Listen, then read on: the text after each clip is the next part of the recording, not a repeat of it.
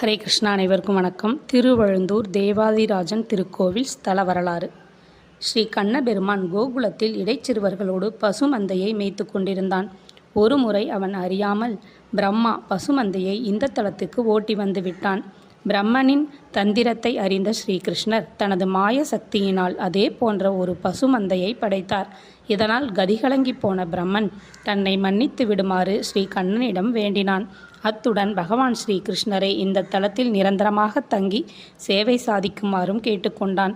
அதனால்தான் இத்தலத்தில் ஆமருவி நிறைமேய்க்கும் அமரர் கோனாக பெருமான் வந்து அமர்ந்து கொண்டான். அவனுடைய திருநாமம் ஆமருவியப்பன் என்றாயிற்று.